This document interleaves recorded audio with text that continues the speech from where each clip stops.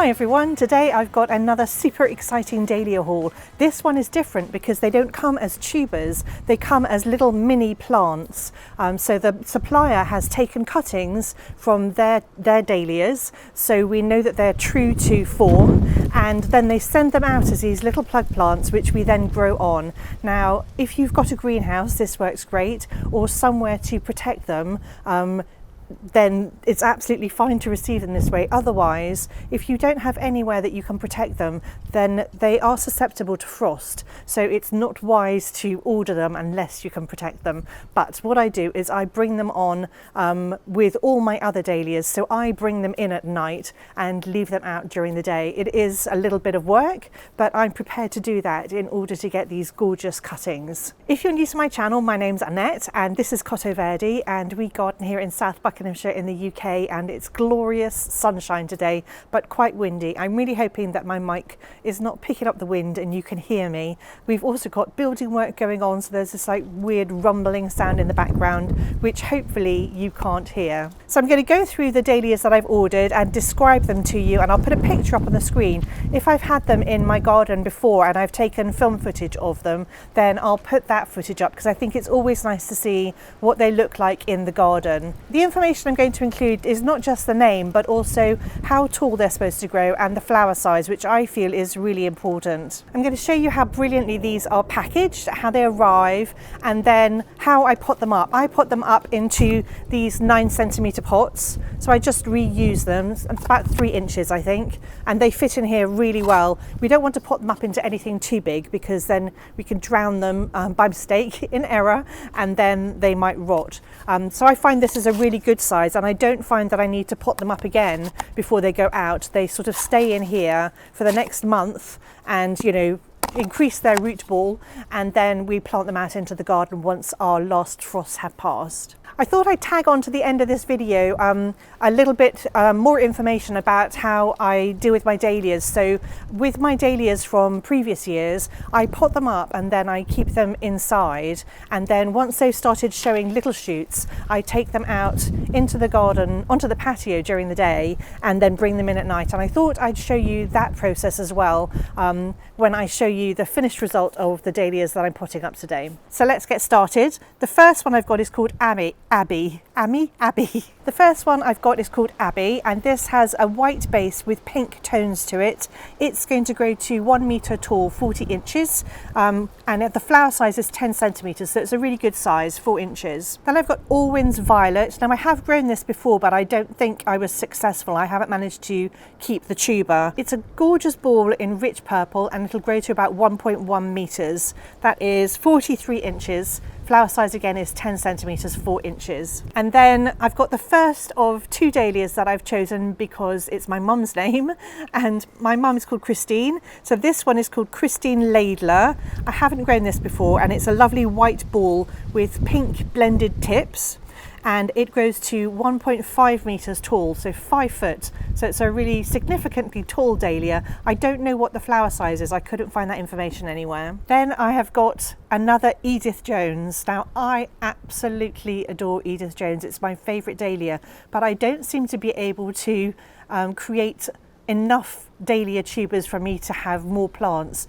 So I just thought I'd buy more of these cuttings. They are fairly economical compared to tubers anyway, but Edith Jones is the most beautiful raspberry pink collarette dahlia, and it grows quite tall in my garden. What does it say here? Yeah, 1.5 metres, so 5 foot again.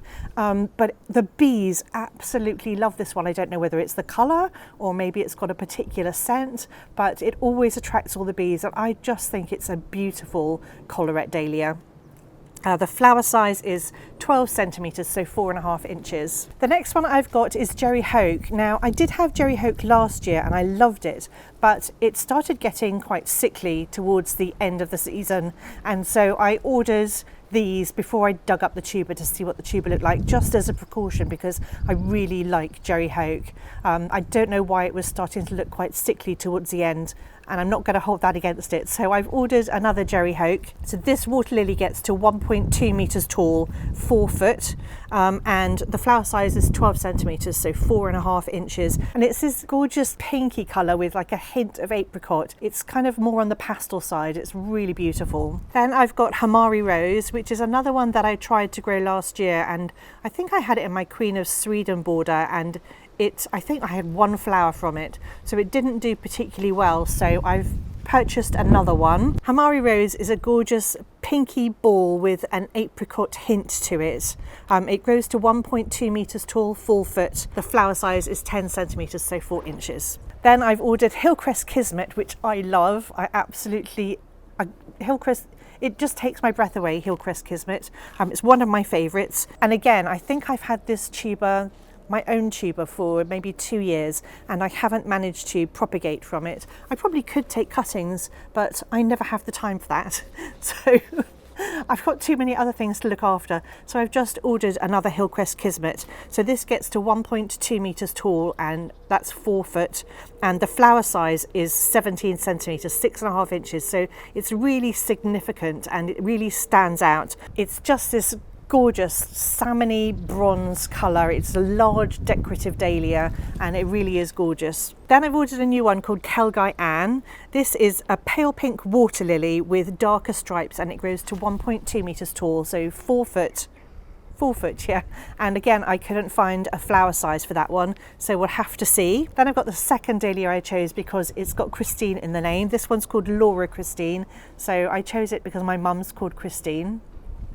And this is an incredible fimbriated dahlia, which are just these really fluffy, wild looking dahlias. I really like them. I never used to, but I've really grown, I love them more every year. And this one is blends of apricot and pink and will grow to 1.2 meters tall, so 4 foot. Then I've ordered another More Place, and I feel like More Place is possibly going to replace Rocco in my borders. So Rocco creates really incredible tubers, and you can easily propagate them and split them and divide them and make more, but it's not a particularly strong plant. More Place is similar, but with slightly bigger flowers than Rocco.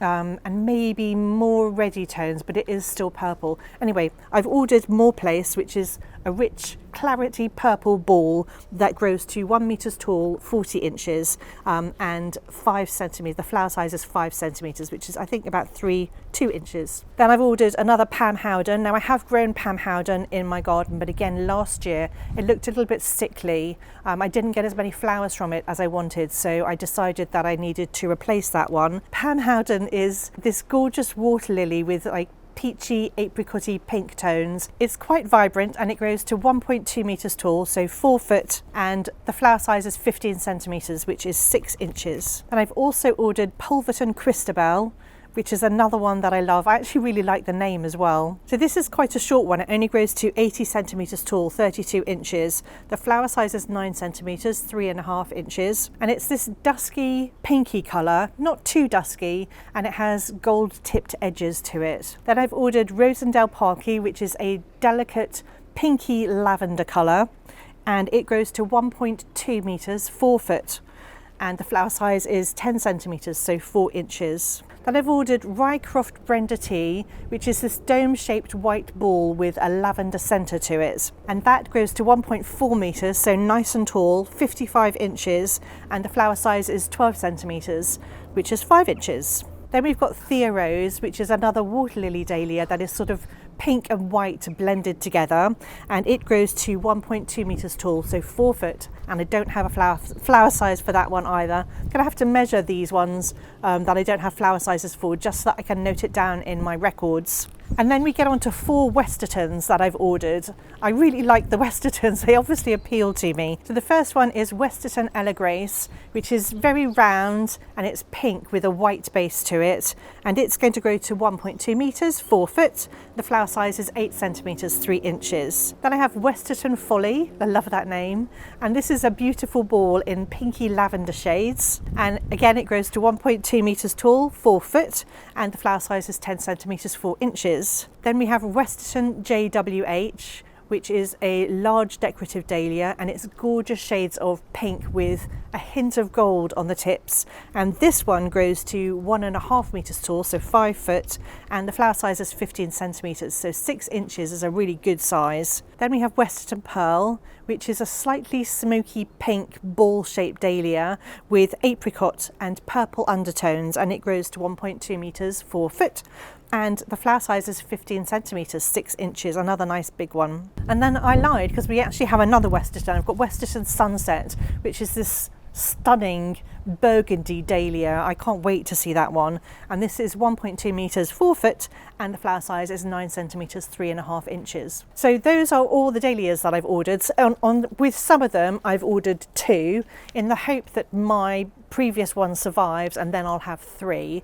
But I will wait to see because I haven't actually potted up all my dahlias yet. I've still got some in the shed behind me. They normally live in the garage, but we've moved them to the shed to make my life easier, and I'm just potting up every day. So if I've been a bit quiet here on YouTube, it's because I'm spending my days just looking after my seedlings and trying to get my dahlias potted up. And you know, I could film that but it's just a repeat of things that I've done before, and I'm not sure whether you'd be interested just seeing me doing my daily chores. Anyway, this is super exciting. I'm going to show you how these arrive now and how I pot them up.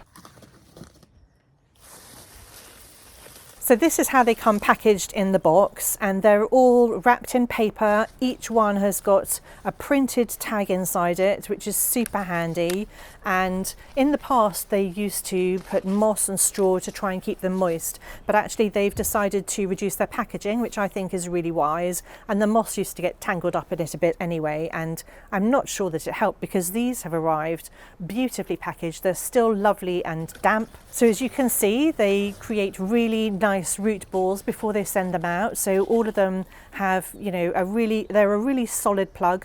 Some of them even have tiny tubers forming. We can see little starts of tubers, which is, you know, how the dahlias grow.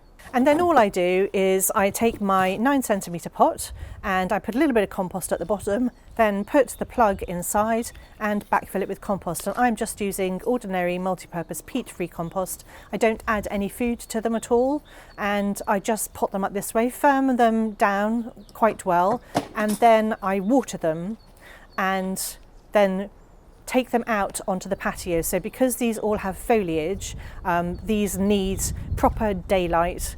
You possibly could grow them on under lights, but I wouldn't advise it. I really feel like they're much better placed outside. And as these grow taller, I will pinch them, and I'll show you how I do that when I come to pinch them. But for now, I'm not going to pinch them until they're bedded in. So I'll wait a week or 2 before I start pinching them, even though some of them are really nice and tall. So I'm just going to carry on potting these all up, and then I'll take you through to the seed starting room where all the other dahlias are, and I'll show you how I choose which ones are going outside on the patio, and then I'll take you round to the patio and show you what's going on there.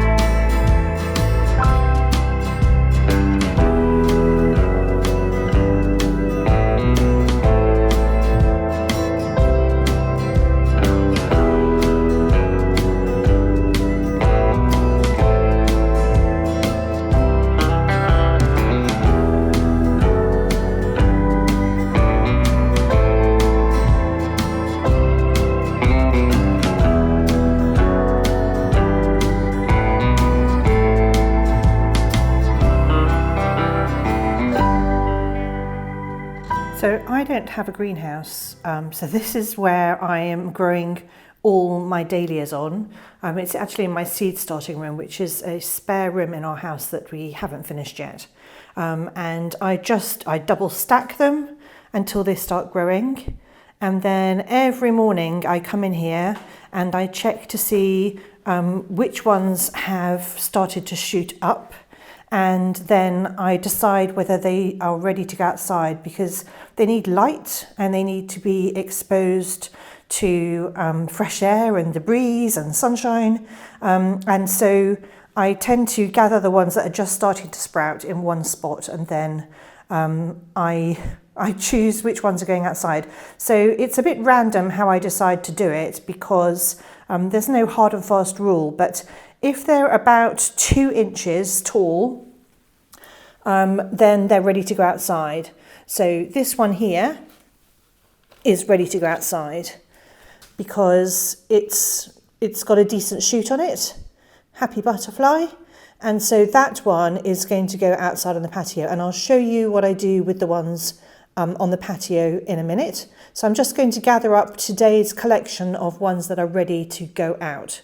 And in all honesty, they can go out even when they haven't started shooting up, but I like to bring them on in the safety here. And, you know, as soon as you can see a shoot, I suppose, you could start bringing them outside. But I tend to sort of pick them when they're about 1 inch tall. So this one has only just started shooting. I'm not ready to take that one outside yet. I want it to have a decent amount of foliage before I start, putting it out in the sunshine. So I'm going to pick this one here too. So that's it for today, just 4 that are coming out in the sunshine with us. Let's go and take a look at the rest of them. So once the dahlias have got their sort of 1.5 to 2 inches worth of growth, this is where they live during the day. And then at night, I put them on these trolleys and we wheel them inside to the kitchen. And it is a little bit laborious. And when I've got too many of these, we then use the glazed corridor that we've got here and start storing them there, because they won't all fit in the kitchen. So because I don't have a greenhouse and I grow so many dahlias, this is what we do, and poor Richard has to put up with it. Fortunately, or not fortunately, because I'm really sad about it, but our kids don't live here anymore, so the house doesn't have to be as pristine, and all my friends know that I'm a mad seed sower and dahlia grower, and so this is just what April and May, a little bit of May, looks like for me. So hopefully we can get the dahlias in the ground at the end of April. So we've literally just got another 4 weeks left of doing this. So let me show you all the dahlias. So this is the whole tray here, and these 4 here. These are the Halls of Heddon dahlias that I've potted up.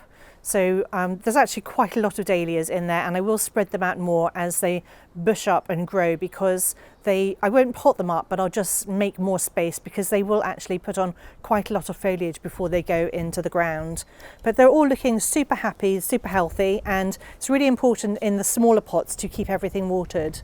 And then this is where all the other dahlias are that I've been growing on. So some of them have more foliage than others. So this one's been out for a little while. This is Summit Festival. And this one I just brought out today, Happy Butterfly.